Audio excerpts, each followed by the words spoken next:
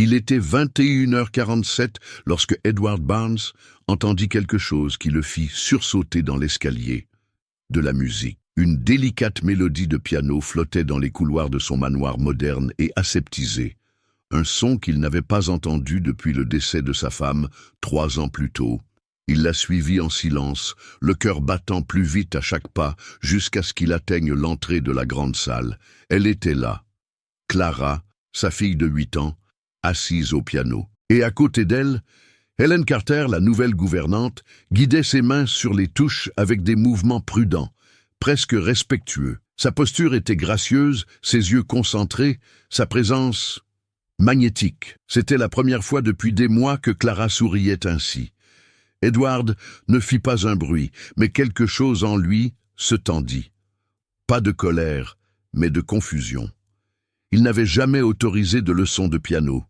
Il n'en avait même jamais discuté. Et Hélène, elle était censée organiser les repas, pas ressusciter des fantômes.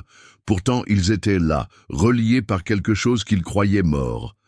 Il se retira dans l'ombre. Cette nuit-là, il repassa la scène une 12aine de fois. Il y avait quelque chose dans la façon dont Hélène touchait ses touches, comme si elle l'avait fait des milliers de fois auparavant. Mais qui était-elle vraiment?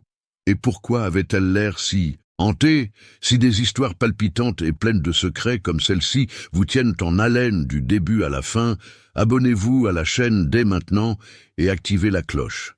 Chaque semaine, nous révélons des histoires vraies que peu de gens connaissent et que vous ne trouverez nulle part ailleurs. Ne manquez pas cette occasion de participer. Edward Barnes n'est pas né dans l'opulence, il l'a construite. Mania de la technologie autodidacte, Edward a gagné son premier million avant l'âge de 30 ans et à 45 ans, son nom était devenu synonyme de succès. Il vivait dans un domaine minimaliste perché au-dessus du Pacifique, où chaque centimètre de verre et d'acier évoquait le contrôle, la précision et l'isolement. Mais derrière cette image lisse se cachait un homme en pleine déliquescence. Il y a 3 ans, Edward a perdu sa femme, Liliane, d'un anévrisme soudain. Elle avait été son point d'ancrage, douce là où il était acerbe, chaleureuse là où il était froid. Pianiste talentueuse, elle remplissait leur maison de musique, de rires et de vie. Après sa mort, Edward a fermé le piano, verrouillé la salle de musique et enterré tout ce qui lui rappelait sa femme, y compris la partie de lui-même qui savait ressentir. Clara, leur unique enfant, n'avait que 5 ans lorsque cela s'est produit. Petite fille brillante et imaginative, elle s'est repliée sur elle-même après le décès de sa mère. Edward, incapable de surmonter son propre chagrin, s'était plongé dans le travail, engageant une succession de nounous et de tuteurs pour élever Clara, dont aucun ne dura longtemps. C'est alors qu'Helen Carter est entrée en scène. Elle était différente des autres, calme, concentrée, d'un calme inébranlable. Femme noire d'une 30aine d'années, Helen se comportait avec une dignité tranquille. Son CV était vierge, ses références impeccables, bien que curieusement peu détaillées. Mais Edward ne posait pas de questions. Il avait besoin de quelqu'un de stable pour Clara, et Helen semblait comprendre les limites mieux que quiconque avant elle. En quelques semaines seulement, quelque chose a changé. Clara recommença à dessiner, puis à parler, puis à rire rarement, mais sincèrement. Hélène avait un effet sur elle. Un fil invisible les reliait. Edward le remarqua, mais resta distant. Il la payait bien, lui laissait de l'espace et n'interférait pas. Pourtant, quelque chose chez Hélène l'intriguait. Elle se déplaçait avec élégance, comme quelqu'un qui avait autrefois vécu une vie différente. Sa posture était parfaite, son discours précis, et elle portait toujours un médaillon en argent que Clara avait essayé d'ouvrir une fois, mais qu'Hélène lui avait doucement mais fermement repris sans un mot. Edward l'attribua au professionnalisme, ou peut-être à la douleur. Il ne prit pas la peine d'approfondir, pas jusqu'à la nuit où il entendit le piano, cette mélodie, la préférée de Liliane, jouée non pas par une enfant qui pianote au hasard, mais avec technique, avec âme, et Hélène, guidant les mains de Clara comme si elle l'avait fait toute sa vie. Le monde d'Edward fonctionnait sur des faits et des chiffres, mais quelque chose chez Hélène ne collait pas. Et pour la première fois depuis des années, Une question s'est ancrée dans son esprit qu'il ne pouvait pas se sortir de la tête. Qui exactement avait-il laissé entrer chez lui? Edward Barnes avait des règles. Pas de musique dans la maison, pas de discussion sur le passé, et surtout pas de piano dans l'aile ouest. Ce Steinway noir et brillant était resté silencieux pendant des années, la poussière s'accumulant sur son couvercle comme de la neige sur une tombe. C'était un sanctuaire du chagrin, enfermé derrière le poids du silence et le refus d'un père de ressentir. Mais Clara se souvenait. Elle se souvenait des mains douces de sa mère guidant les siennes sur les touches, des berceuses jouées à l'heure du coucher, de la façon dont la musique habitait chaque recoin de leur maison. Et cela lui manquait terriblement. Pendant 3 longues années, elle vécut dans un monde sans chanson, coincée entre des emplois du temps rigides, des tuteurs stériles et un père qui l'aimait de la seule façon qu'il connaissait, en la pourvoyant. Puis vint Hélène. Elle ne posait pas de questions, elle ne faisait pas pression, mais elle écoutait. Et quand Clara finit par murmurer « J'avais l'habitude de jouer », Hélène acquiesça simplement et répondit « Tu aimerais t'en souvenir ?» C'est ainsi que tout a commencé. Pas par une leçon, par un souvenir. Hélène redonna vie au piano, une note à la fois. Au début, elle jouait quand Edward n'était pas à la maison, des gammes douces et calmes, laissant le son se réintroduire dans la maison. Clara regardait, les yeux écarquillés, puis elle demanda à essayer. Ses doigts étaient maladroits, mais Hélène était patiente. Elle ne corrigeait pas durement, elle guidait, encourageait, célébrait les petites victoires. Clara commença à sourire davantage, à dessiner à nouveau, à dormir toute la nuit. Il ne s'agissait pas seulement de musique, il s'agissait de guérison, pour Hélène aussi. Bien qu'elle ne le dise jamais à haute voix, chaque fois qu'elle touchait les touches, son expression changeait. Il y avait là une histoire, une nostalgie, le fantôme de quelqu'un qui avait autrefois vécu pour la mélodie. Enseigner à Clara ne consistait pas seulement à aider la jeune fille, mais aussi à réveiller quelque chose de profondément enfoui en elle. Les séances devinrent un rituel, des après-midi au piano, des doigts qui trébuchent, qui rient, qui jouent à nouveau. Et pendant ces heures tranquilles, Hélène et Clara se sont rapprochées, plus que ne le pensait Edward. Pendant ce temps, Edward restait détaché. Il avait remarqué le changement chez Clara, oui. La façon dont ses épaules se détendaient, l'étincelle qui revenait dans ses yeux. Mais il ne s'interrogeait pas, il ne demandait pas ce qui avait changé. Il préférait ne pas savoir. Dans son monde, la curiosité menait souvent au chaos. Jusqu'à ce qu'un soir, Clara ramène à la maison une partition. Le nom de sa mère était écrit dans le coin. Lillian Barnes. C'était sa pièce préférée. Clara l'avait trouvée dans une boîte de vieux livres au grenier et l'avait apportée à Hélène, lui demandant si elle pouvait l'essayer. Hélène se figea en voyant le titre, ses doigts effleurant les notes comme si elles étaient sacrées. Mais elle hocha la tête. « Oui, dit-elle doucement, nous pouvons essayer ?» Ce soir-là, ils jouèrent ensemble. Les notes étaient tremblantes, imparfaites, mais pleines de cœur. Et Edward l'entendit. Il ne les confronta pas immédiatement. Au lieu de cela, il resta dans l'ombre, à les regarder, essayant de donner un sens à ce qu'il voyait. Sa fille, vivante d'une manière qu'elle n'avait pas été depuis des années. Et Hélène, jouant non pas comme une femme de ménage, mais comme quelqu'un qui avait autrefois été sur scène. Quelque chose s'éveilla en lui cette nuit-là, pas seulement de la suspicion, quelque chose de plus profond. Un souvenir, un sentiment.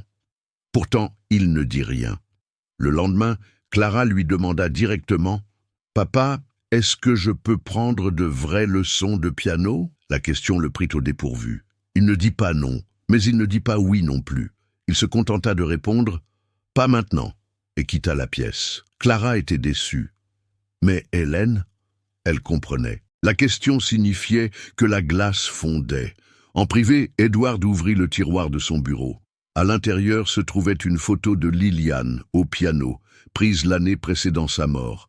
Elle y avait l'air radieuse, vivante, et les mains d'Hélène, la façon dont elle bougeait, c'était trop familier. C'est alors qu'il remarqua autre chose, le médaillon, celui qu'Hélène portait toujours.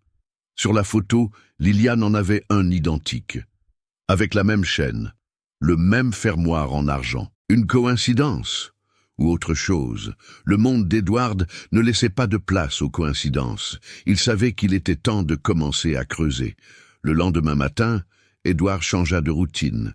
Il a sauté sa conférence téléphonique habituelle, a fermé la porte de son bureau et s'est assis à son bureau, non pas pour examiner les rapports trimestriels, mais pour chercher. Il a tapé lentement au début, presque hésitant, Helen Carter, Californie.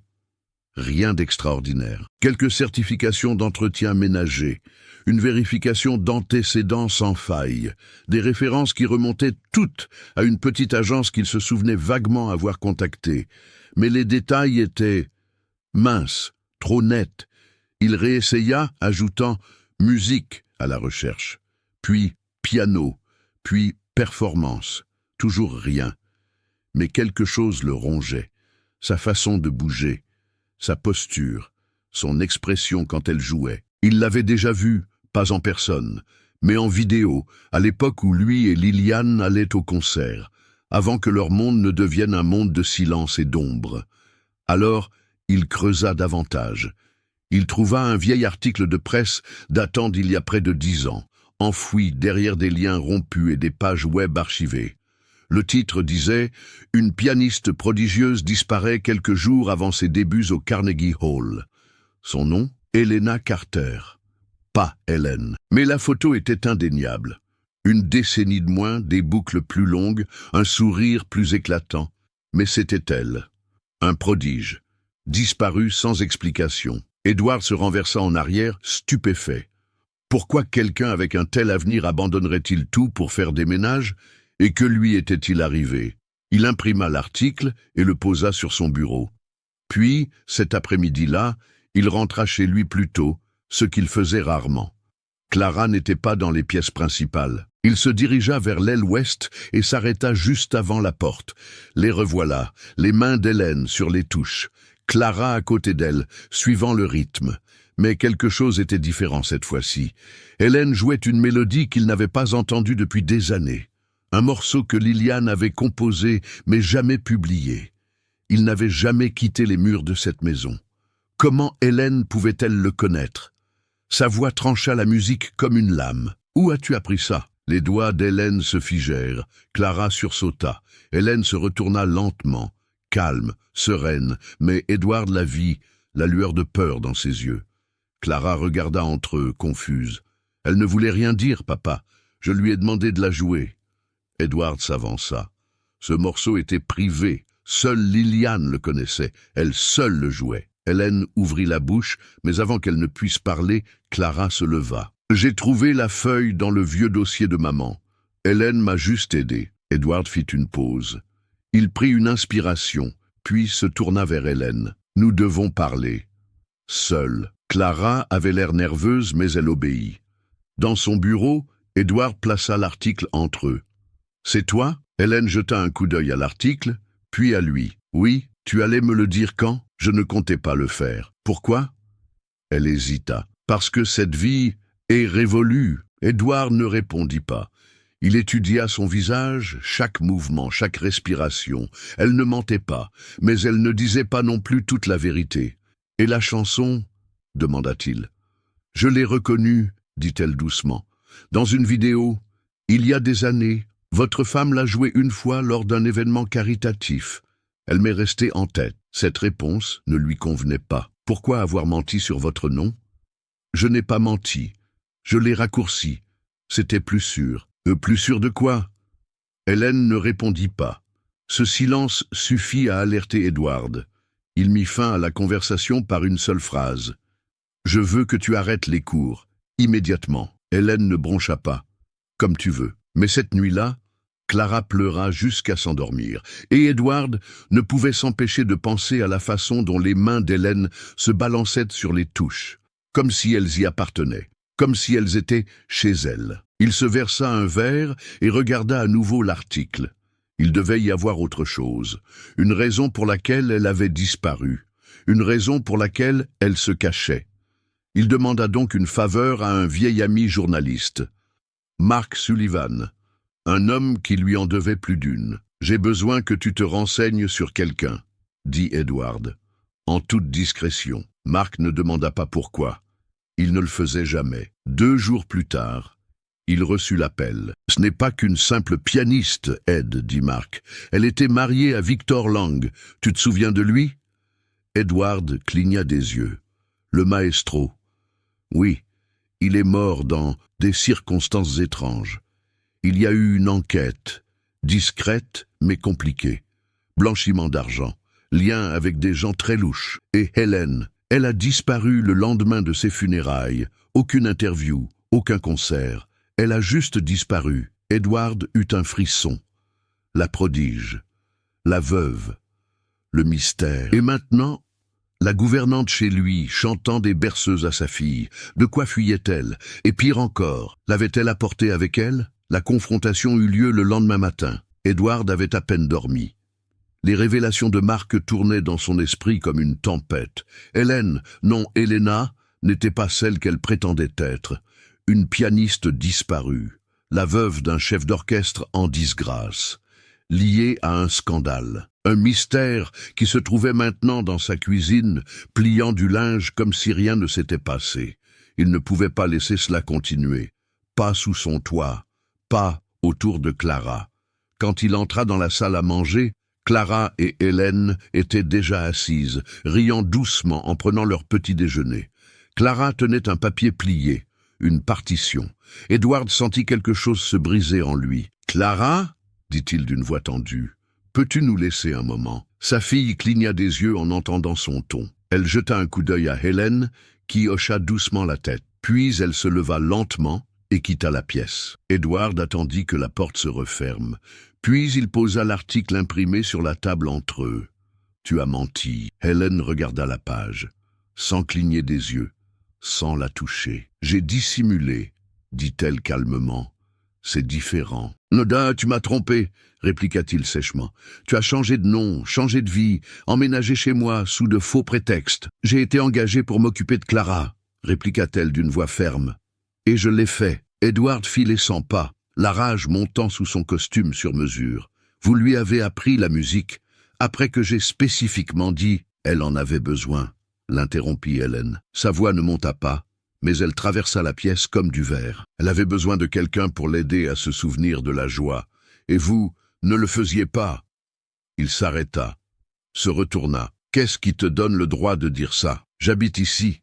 Je la regarde. Je vois la tristesse en elle, le poids qu'elle porte pour une enfant qui parle à peine à l'école, qui tressaille quand tu entres dans la pièce. Elle avait besoin de quelque chose. La musique lui a rendu une partie de sa mère. » Les mains d'Edward se sont crispées en poing. « Tu ne sais pas de quoi tu parles. »« Je connais le chagrin, » dit-elle doucement. « Je sais ce que le silence fait à un foyer. » Il s'approcha d'elle. « Ne te permets pas de comparer nos situations. »« Je ne le fais pas, » dit Hélène. « Je te dis que je comprends. » Mais il n'écoutait pas. Pas vraiment.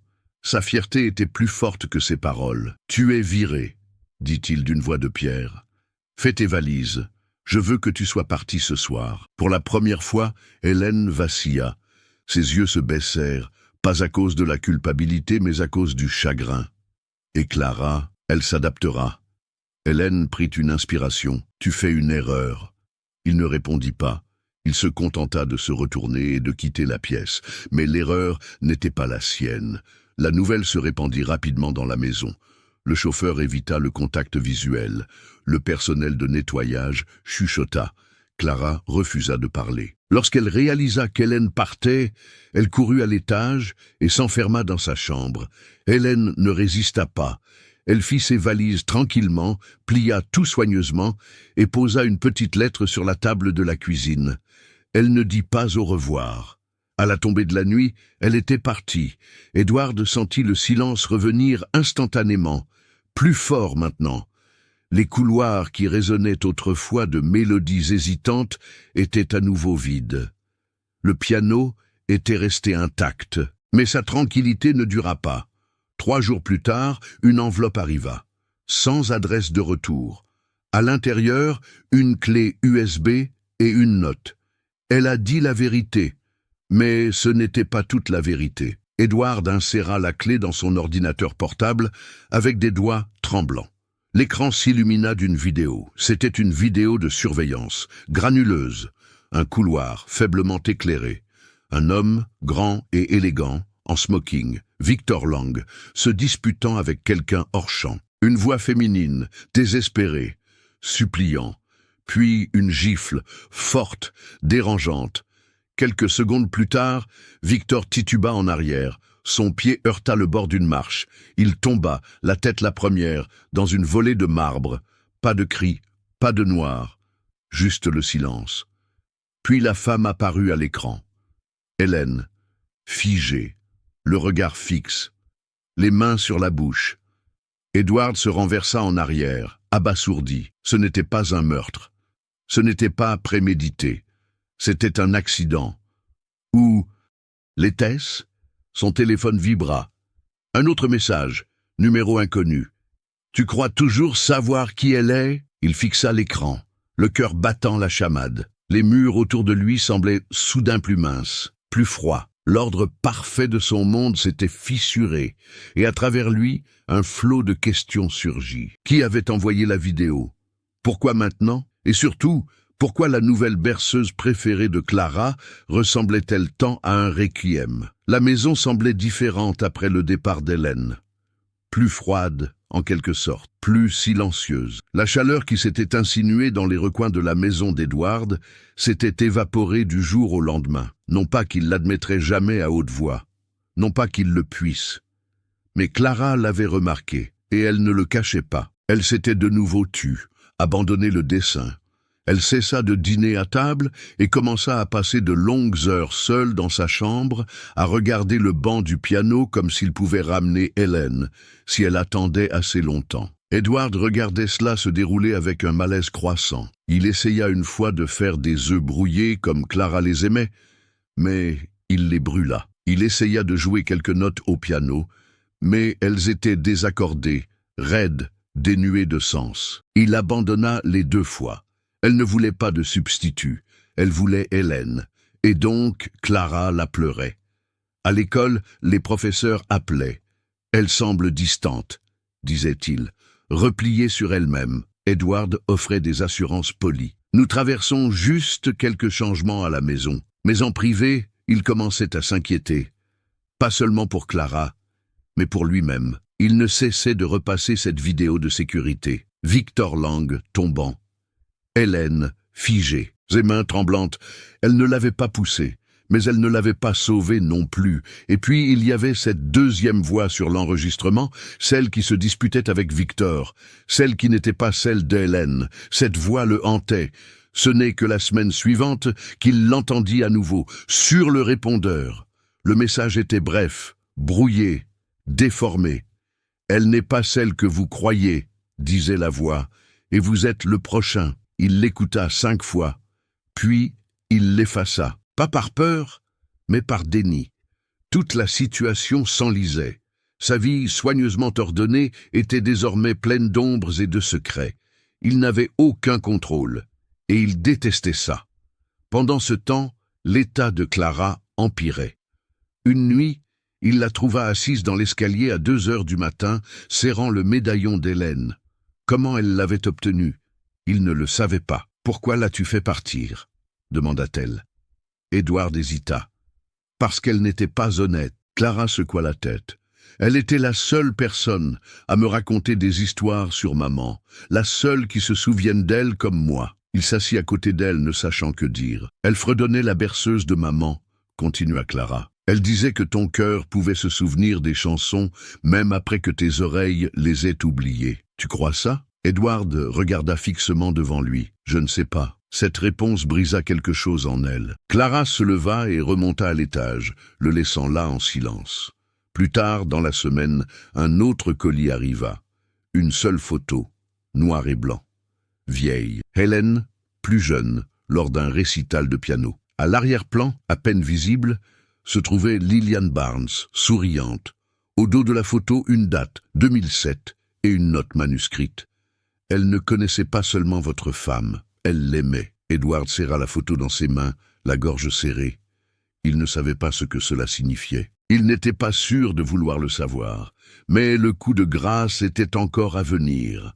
Mark Sullivan appela à nouveau, cette fois avec insistance. « Ed, il faut que tu saches quelque chose. Cette séquence de la chute de Victor, elle n'a jamais été rendue publique, pas même au tribunal. Seules 3 personnes y ont eu accès. » Edward eut un serrement de cœur. « Alors comment l'ai-je eu? C'est ce que j'essaie de découvrir. Mais écoute, quelqu'un ne veut pas que cette histoire soit révélée. Et si Hélène est en danger, alors tous ceux qui l'entourent le sont aussi. » Il raccrocha et s'assit dans le noir. L'histoire qu'il pensait démêler, celle d'un pianiste mystérieux avec un secret, était plus importante qu'elle, que Victor, que n'importe lequel d'entre eux. Et Clara était prise au milieu. Cette nuit-là, Edward fit un rêve. Il se tenait dans la salle de musique, le piano jouait tout seul, les touches bougeaient de mains invisibles. Liliane apparut à côté de lui, l'air paisible. Mais lorsqu'il tenta de l'atteindre, elle se transforma en Hélène, puis en Clara, puis le silence. À son réveil, ses mains tremblaient. Au matin, il prit une décision. Il appela toutes les agences qu'il connaissait, essayant de retrouver la trace d'Hélène. Rien. Il essaya le numéro qu'elle avait laissé sur sa candidature, hors service. C'était comme si elle avait de nouveau disparu. Mais Clara n'avait pas disparu. Elle était restée. Petite, silencieuse, le regardant avec des yeux pleins de questions inexprimées. Il ne pouvait pas supporter leur poids. Alors, pour la première fois depuis des années, il s'assit au piano. Clara entra, surprise. Elle le regarda depuis l'embrasure de la porte. « Je ne sais pas jouer, » admit-il. Elle s'avança. « Je peux t'apprendre ce qu'elle m'a appris. » Ils s'assirent ensemble. Et lentement, note après note, le silence commença à se rompre. Si à un moment donné cette histoire a touché quelque chose en vous, laissez un like et partagez dans les commentaires ce qui vous a le plus touché jusqu'à présent. Parfois, ce qui nous émeut peut aussi inspirer les autres. Votre voix fait partie de cette conversation et elle peut faire toute la différence. La rupture ne vint pas d'Edward, mais de Clara.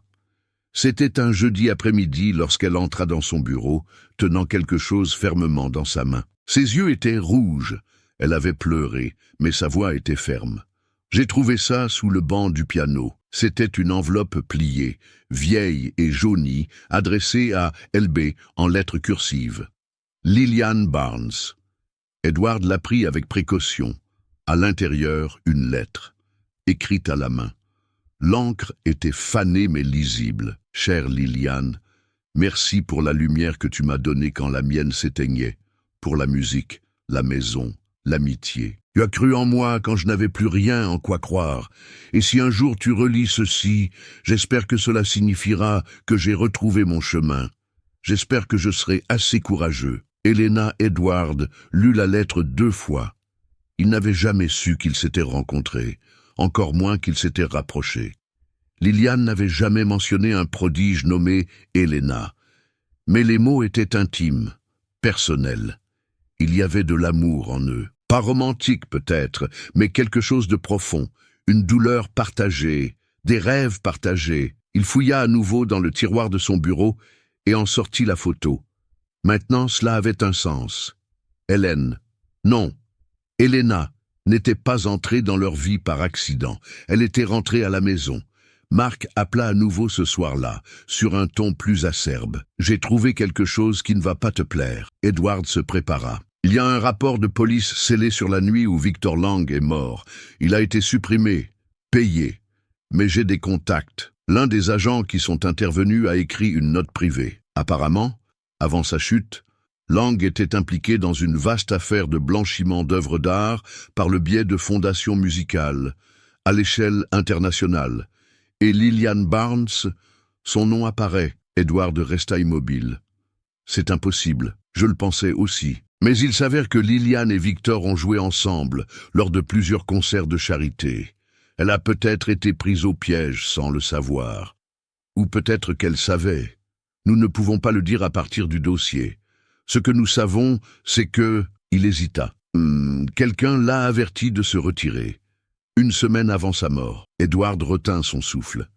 La mort de Liliane avait été attribuée à un anévrisme, soudain, Tragique.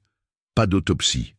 Aucun signe d'acte criminel. Mais maintenant, la chronologie, les performances, l'avertissement.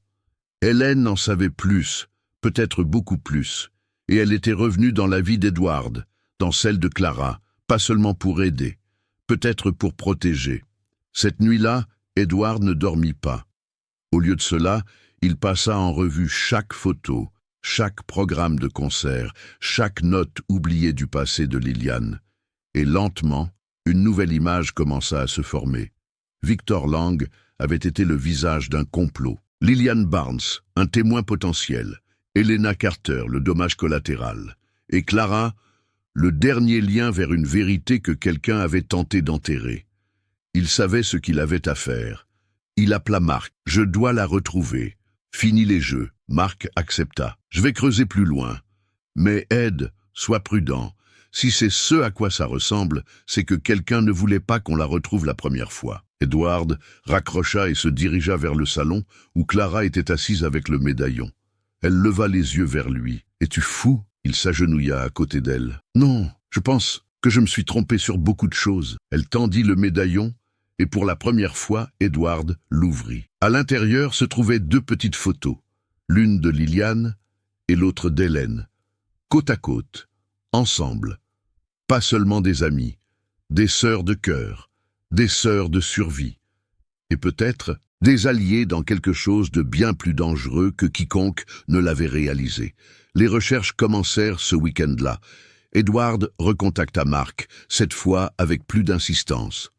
Peu importe le prix, je dois savoir où elle est, et je dois savoir qui la surveille. Mark ne posa pas de questions. Il ne le faisait jamais. 48 heures plus tard, il rappela. « Elle est à Auckland, » dit-il. « Elle travaille sous un autre nom. Elle fait profil bas. Elle enseigne le piano à des enfants défavorisés dans un centre communautaire.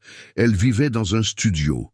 Pas de numéro de téléphone, pas de réseaux sociaux, rien. » Edward n'attendit pas.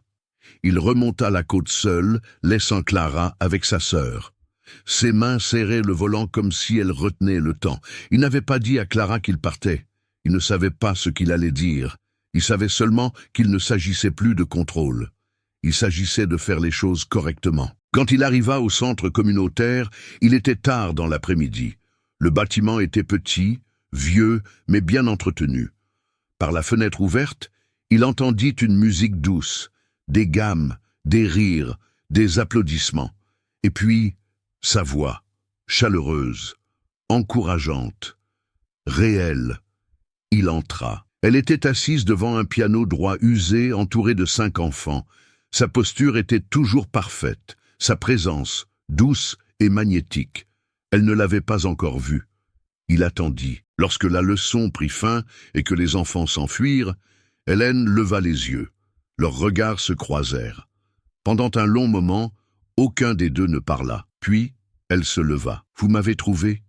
dit-elle doucement. « En effet, vous n'auriez pas dû. »« Je le devais. » L'expression d'Hélène ne changea pas, mais ses épaules s'affaissèrent, juste un peu, comme si elle avait retenu son souffle pendant des années. Edward s'approcha. « Je suis au courant pour Victor, pour la fondation, pour la vidéo. » Elle détourna le regard. « Je ne l'ai pas poussé, » dit-elle. « Je sais. Je ne l'ai pas sauvé non plus. » Il acquiesça. « Je le sais aussi. » Un silence s'installa entre eux. « Je sais aussi pour l'avertissement envoyé à Liliane, » poursuivit-il. « Les concerts, le blanchiment d'argent, tout ce que tu as essayé de cacher. » Hélène ferma les yeux. « J'ai essayé de la protéger. Elle ne m'a jamais rien dit à ce sujet. Elle voulait te protéger, toi et Clara. Elle avait peur, mais elle ne voulait pas vivre dans la peur. » Edward sentit quelque chose se tordre dans sa poitrine. « Elle est morte en croyant avoir échappé à tout ça, » dit Hélène. « Mais je n'y ai pas échappé. Après la chute de Victor, on m'a dit de disparaître, de tout quitter, où il viendrait pour moi ensuite. » « Qui vous a dit ça ?» Elle hésita. « Un homme nommé Reynolds. Il travaillait avec Victor. Il a dit que j'avais une chance de disparaître. Alors je l'ai fait. » Edward serra la mâchoire. « Et maintenant, je suis restée silencieuse, » dit-elle. « Jusqu'à Clara. Tu es revenue pour elle ?»« Non, » chuchota-t-elle. « Je suis revenue pour moi. J'en avais assez de me cacher. Mais quand je l'ai vue, quand j'ai vu à quel point elle était perdue, à quel point elle me rappelait sa mère, je ne pouvais pas rester sans rien faire. Edward s'assit en face d'elle. « Tu lui manques, Hélène acquiesça. Elle me manque aussi, un temps. » Puis il prononça les mots les plus durs. « J'avais tort. » Hélène le regarda, attendant. « Je t'ai jugé, sans demander, sans comprendre. Je pensais que garder le silence nous protégeait. Mais le silence n'a pas protégé Liliane, et il a failli coûter la vie à Clara aussi. » Les yeux d'Hélène s'adoucirent. « Je veux réparer les choses, dit-il.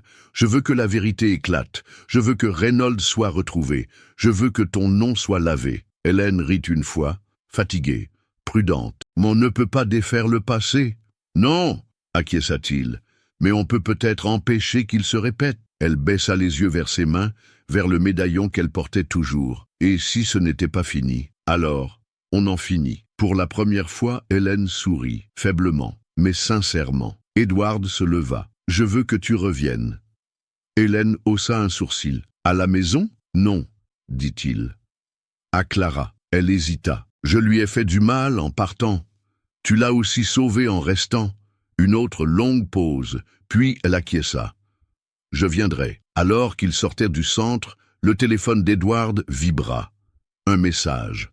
Numéro masqué. « Tu l'as trouvé. Voyons ce que tu vas faire maintenant. » Il le montra à Hélène. Elle le lut, visage illisible. « On dirait que ce n'est pas fini, » dit-elle. Edward glissa le téléphone dans sa poche. « Non, » répondit-il. « Maintenant, on commence. » Edward Barnes n'avait jamais mis les pieds dans un commissariat de police autrement qu'en tant que donateur. Son nom figurait sur une plaque dans le hall du poste du centre-ville de San Francisco.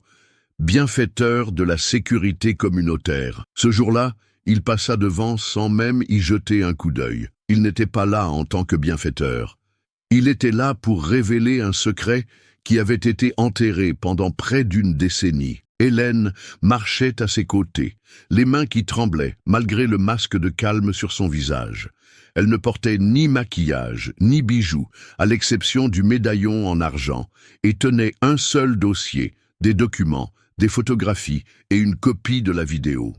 La preuve, il fut reconduit dans un petit bureau par un jeune inspecteur nommé Carter, qui avait l'air trop innocent pour croire la moitié de ce qu'Edward était sur le point de dire. Mais Carter écouta, prit des notes, posa des questions précises, et quand Edward lui tendit la clé USB, la pièce se tut.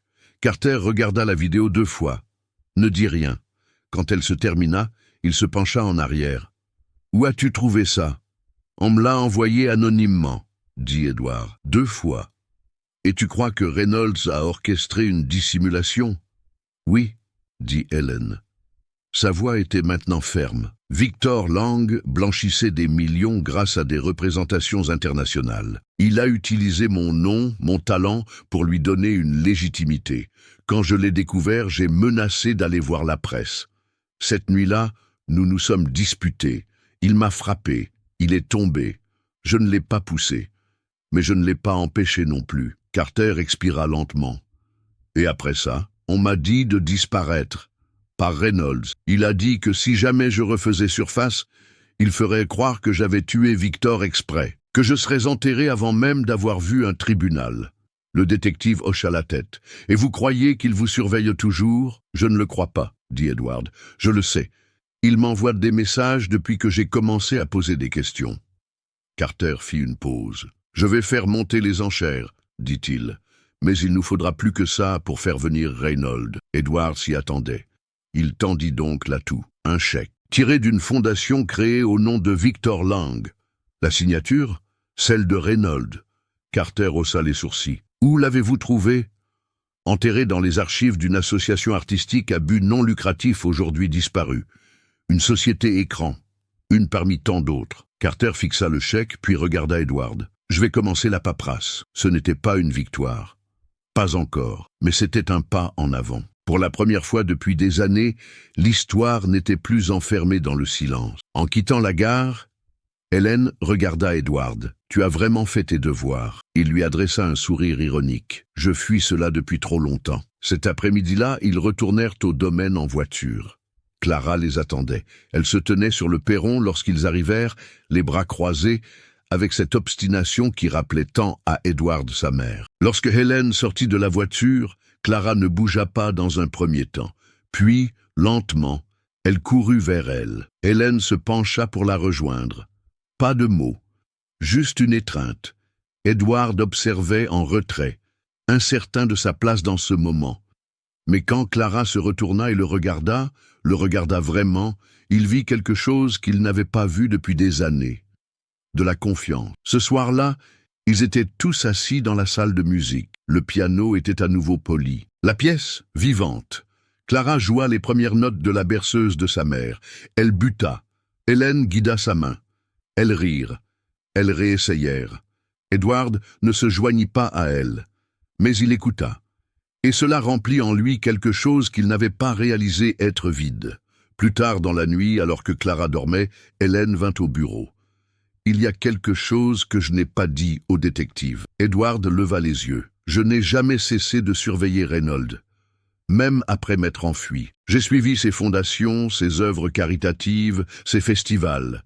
Il continue de déplacer de l'argent. Et je pense qu'il vient ici. » Edward eut un haut le cœur. « Pourquoi ? Parce que je suis revenu. Et parce que tu fais du bruit. Ce message que tu as reçu n'était pas seulement une tactique d'intimidation. C'était un avertissement. » Edward se leva. « Nous devrions aller voir la presse. » Hélène secoua la tête. « Pas encore. Nous avons besoin de preuves irréfutables. » Il fit une pause. « Alors, nous allons le provoquer. » Hélène haussa un sourcil. « Annoncer une fondation, » continua Edward, « une initiative musicale au nom de Clara. Publique, spectaculaire, très médiatisée.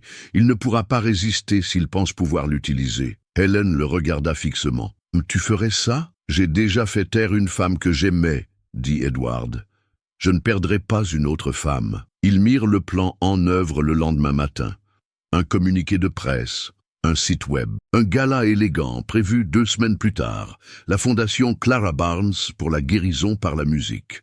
Le projet devint viral. En quelques jours, les dons affluèrent. Des courriels d'anciens collègues, des invitations à prendre la parole, et une lettre non signée arriva par coursier. Elle disait « Je suis heureux de voir le nom des Barnes à nouveau sous les feux de la rampe. Nous devrions parler. J'ai entendu dire que votre fille jouait magnifiquement. » Hélène la lut, puis la plia soigneusement. « Il arrive, » Edward acquiesça. « Et cette fois, dit-il, nous serons prêts. » Le gala se déroulait dans le domaine des Barnes, sous des lustres de cristal et un éclairage doré tamisé. Chaque recoin de la maison avait été transformé. Des rideaux de velours, un dîner avec traiteur, un quatuor à cordes qui s'échauffait au fond de la salle de musique. Les invités arrivaient en tenue de soirée, murmurant le nom Barnes comme s'il venait de revenir à la mode. Mais sous le vernis poli, la tension était palpable. Edward se tenait à l'entrée, accueillant les donateurs et les médias avec un charme calculé. Hélène se déplaçait dans la pièce avec un calme assuré, sa présence à la fois élégante et discrète, comme l'ombre d'une personne qu'ils avaient connue autrefois mais qu'ils ne pouvaient pas vraiment situer. Clara, vêtue d'une simple robe bleu marine, se tenait à côté du piano. Elle avait mémorisé son morceau. Elle s'était entraînée tous les soirs. Et ce soir, elle jouerait devant des inconnus qui n'avaient aucune idée qu'ils s'engageaient dans un piège. Car ce soir, il ne s'agissait pas seulement de musique, il s'agissait de vérité. Quelque part, parmi les tintements de verre et les sourires pétillants, Reynolds viendrait. Ils en étaient sûrs. Et il vint. Edward l'aperçut au milieu de la soirée, se glissant inaperçu, vêtu d'un costume sombre et arborant un sourire trop confiant. Il se fondait parfaitement dans la mer de donateurs. Le genre d'homme habitué à déplacer de l'argent derrière des portes closes. Edward fit un signe de tête à Mark Sullivan, posté discrètement près du bar, muni d'un magnétophone. Le plan était simple. Engager la conversation avec Reynolds, le laisser parler, le pousser juste assez pour qu'il admette quelque chose, n'importe quoi. Les autorités attendaient dans une camionnette en bas de la colline, à l'écoute de l'enregistrement en direct de Mark. Mais Reynolds était prudent. Trop prudent. Il a discuté avec les donateurs, a lâché des expressions comme impact public et diplomatie artistique. et a évité complètement Edward et Helen pendant la première heure. Puis, lorsque Clara est montée sur scène et s'est assise au piano, la salle s'est calmée. Elle a commencé à jouer. Les notes étaient douces, tremblantes au début, puis plus fortes. Un mélange de la berceuse de sa mère et de ses propres variations. Ses doigts bougeaient maintenant avec confiance, façonnés par des mois de résilience silencieuse. Reynolds s'arrêta pour écouter, la regarda et sourit. Edward le vit, ce subtil signe de tête de satisfaction, comme s'il revendiquait la propriété de quelque chose de beau. C'est à ce moment-là qu'il s'approcha. « Vous appréciez le spectacle ?» demanda Edward. Reynolds se retourna. « Elle a du talent. Elle doit tenir de sa mère. » Edward ne broncha pas. « C'est drôle que vous disiez ça. Vous connaissiez Lillian, n'est-ce pas ?» L'expression de Reynolds ne changea pas. « Nous nous sommes croisés. Elle était inspirante. » Tout comme Victor Lang, ce nom fit l'affaire. Une pause, une lueur. Edward se pencha plus près. « Il vous manque parfois ?» Reynolds le regarda droit dans les yeux. Victor avait de nombreux talents, certains plus utiles que d'autres. Mark se rapprocha, écoutant. Edward insista. « Ça doit être difficile de garder toutes ces fondations propres. Il y a tellement de gens impliqués. » Reynolds sourit à nouveau. « Edward, si tu savais comment le monde fonctionne vraiment, tu dormirais d'un œil ouvert. » Et puis, Helen s'approcha. Elle n'avait pas prévu de le faire. Mais quelque chose dans sa poitrine lui disait qu'il était temps. « Tu n'as pas changé, » dit-elle. Reynolds se retourna lentement. « Ah, Helena, où est Helen maintenant? Quelle charmante surprise. Tu m'as regardé souffrir, » dit-elle d'une voix basse. « Tu m'as fait disparaître. » Reynolds gloussa. « Je ne t'ai pas forcé à faire quoi que ce soit. Tu t'es enfui. »« Non, » dit-elle. « J'ai survécu. » Reynolds se pencha vers elle, baissant la voix. « Tu aurais dû rester caché. » Mark avait tout compris. C'en était assez. En quelques minutes, les agents entrèrent discrètement dans le domaine. Ils ne firent pas de scène. Ce n'était pas nécessaire. Reynolds fut arrêté pour complot, blanchiment d'argent, obstruction à la justice et intimidation d'un témoin. Alors que les invités murmuraient et se dispersaient, Edward resta immobile, regardant l'homme disparaître dans les menottes. C'était fini. Mais pas vraiment. Le lendemain matin, les gros titres explosèrent. Un donateur de renom arrêté au gala de Barnes pour appartenance à un réseau de fraude internationale. Un pianiste mystérieux lié à un scandale vieux de 10 ans refait surface en public. La femme qui a refusé de disparaître. Les médias voulaient des interviews. Hélène a refusé.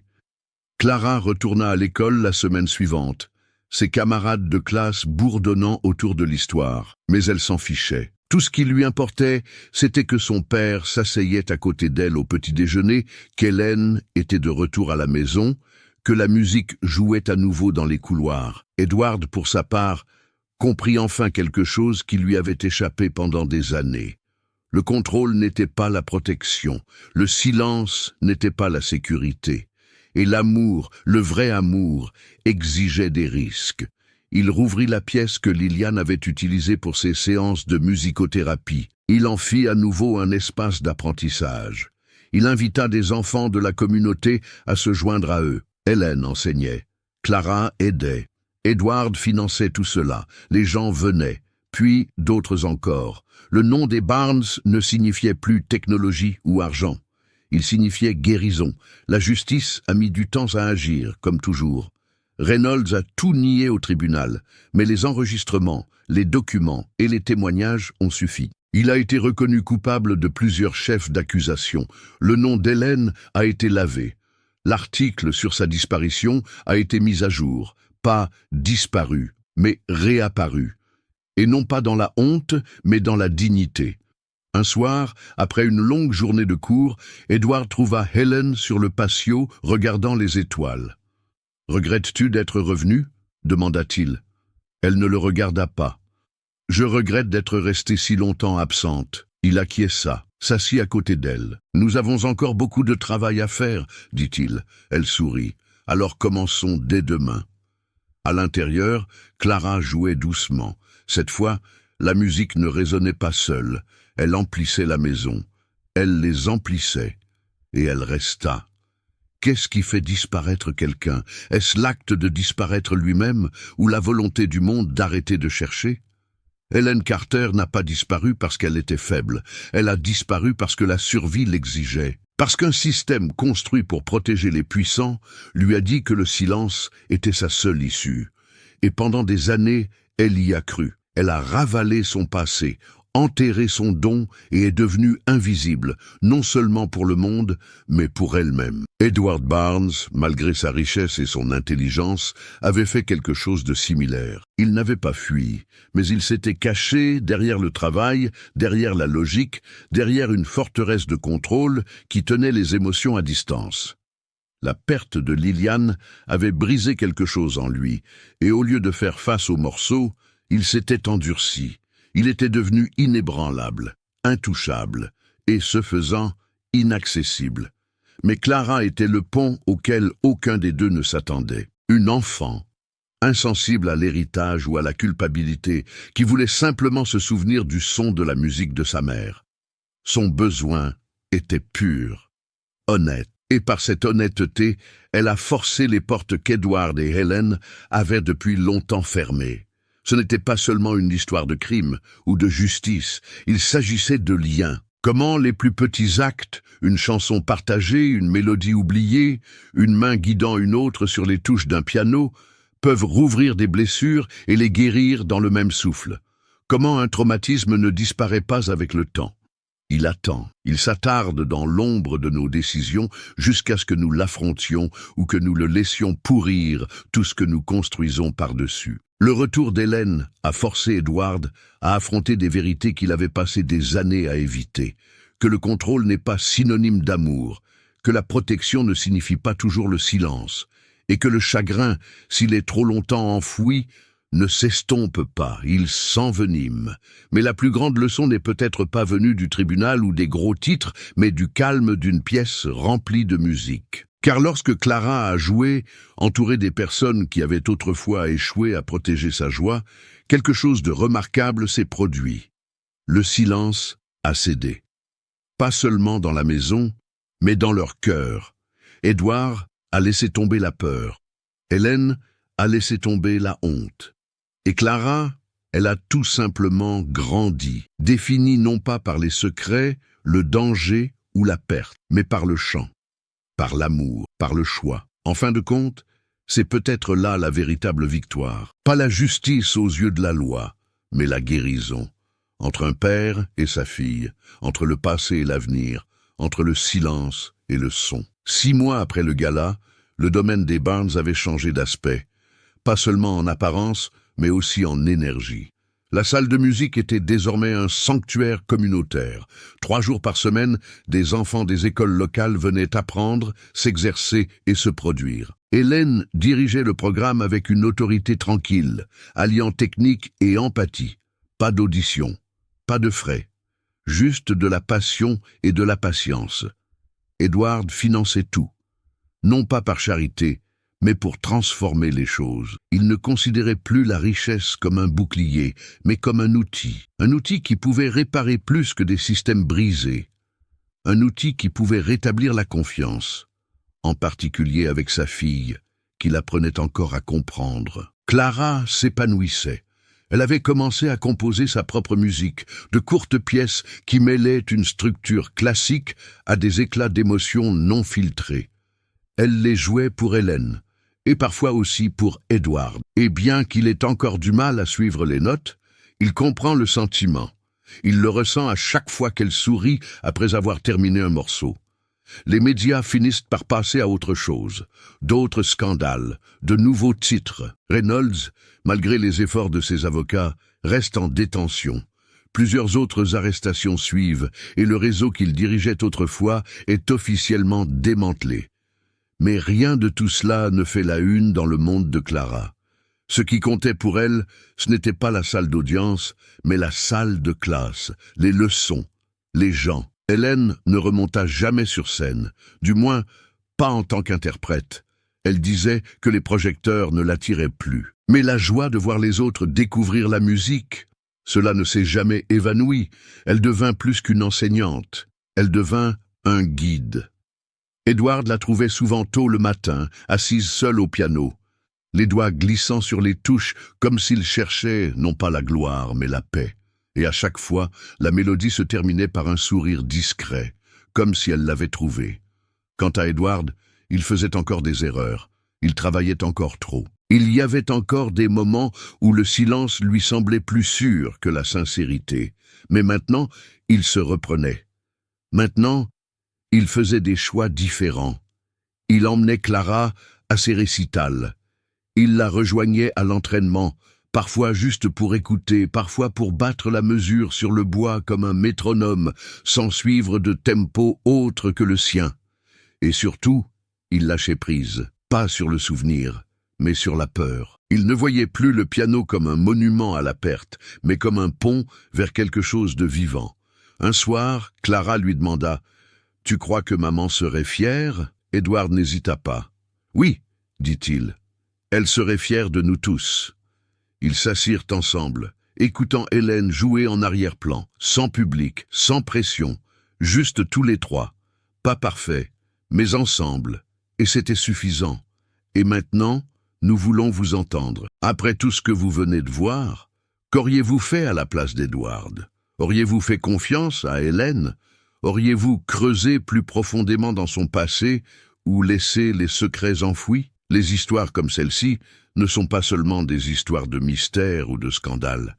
Elles parlent des choix que nous faisons face à des vérités inconfortables, des murs que nous construisons pour nous protéger et du courage qu'il faut pour les abattre. Edward pensait que le silence était synonyme de sécurité. Hélène croyait que l'invisibilité était synonyme de survie. Et Clara, elle leur a rappelé à tous les deux que la guérison commence au moment où nous décidons d'écouter. Alors maintenant, nous vous invitons à réfléchir. Pensez-vous que justice a vraiment été rendue? L'arrestation de Reynolds a-t-elle suffi? Ou pensez-vous qu'il y a encore des morceaux de cette histoire cachés sous la surface? Faites-le nous savoir dans les commentaires. Votre opinion compte plus que vous ne le pensez. Chaque point de vue ajoute une nouvelle note à cette histoire, et nous les lisons tous. Et si cette histoire vous a ému, ne serait-ce qu'à moitié autant qu'elle nous a émus en l'écrivant et en la produisant, n'oubliez pas d'aimer cette vidéo, de vous abonner à notre chaîne et d'activer les notifications. Nous publions des histoires comme celle-ci chaque semaine, réelles, émouvantes, inoubliables. Enfin, partagez cette vidéo avec quelqu'un qui croit que la musique peut guérir et que même les voix les plus silencieuses méritent d'être entendues. Parce que parfois, les histoires les plus puissantes commencent dans le silence.